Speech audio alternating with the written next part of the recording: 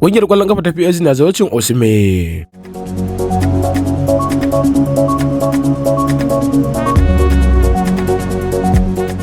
Paris Saint-Germain na iya sayan dan wasan da na Napoli wato Victor Osimhen mai shekara 24 domin mai gurbinsa da Kylian Mbappe, wanda ake tunanin ƙungiyar za ta sayar da shi kafin kwantiraginsa ya kare a shekara mai zuwa.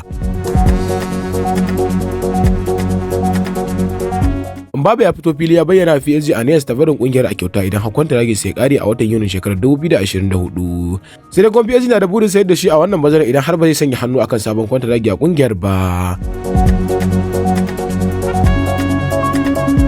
Jaridar La Gazzetta dello Sport da aka buga a ranar Lahadi ta tabbatar da cewa dan wasan na Najeriya ne da zai zama kan gaba a cikin wanda PSG za ta yi zawarcin su domin mai gurbin Mbappe da shi. Idan har cinikin Mbappe kan kama a bazaran nan, hakan zai ƙara nauyin aljihun PSG wanda zai iya ba su damar sayen dan wasan na Najeriya wato Victor Osimhen. Duk da sha'awar da PSG ke yi, Napoli na sa ran cewa za ci gaba da tsawaita kwantiragin dan wasan nata idan har Osimhen zai sauya kungiya mai yiwuwa yanda ya kai kusan fam miliyan 130. Ko da yake da kwanan nan ya kirarin cewa bai damu ba ko ya zauna a Napoli ko kuma dai a'a.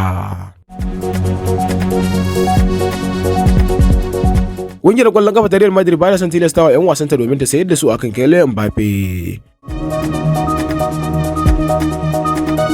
Ƙungiyar Madrid ta rasa sayan dan wasan ne a shekarar 2022. PSG ta ki sayar da dan wasan ne a kakar shekarar 2022 da ta ki sayar da shi, sannan kuma ta ƙara kwantiragin sa a ƙungiyar.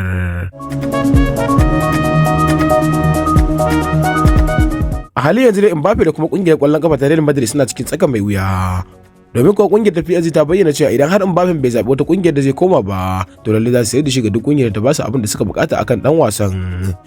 A yanda ita kuma Real Madrid ke tunanin kada Mbappe ya ƙara kubce mata kamar yadda ya kubce mata a shekarar bara. A yanda Mbappe bayyana PSG cewa a lalle shekara mai zuwa zai bar ƙungiyar, ba zai ƙara kwantiragi ya kai shekarar 2025 a ƙungiyar ba. PSG tana son sayar da Mbappe ga kulub ɗin da ya fi bata kuɗi akan ɗan wasan. A yanda wannan ya zama ƙarin matsin lamba ne ga ƙungiyar ta Real Madrid. A baya bayan da ƙungiyar ta Real Madrid ta ƙara shiga wani yanayi akan sayan ɗan wasan.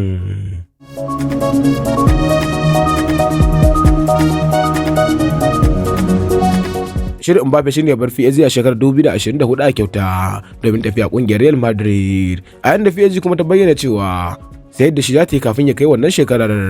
A yanda Real Madrid kuma idan har tana buƙatar sayar dan wasan tana buƙatar samun euro miliyan 200 daga nan zuwa wata mai zuwa.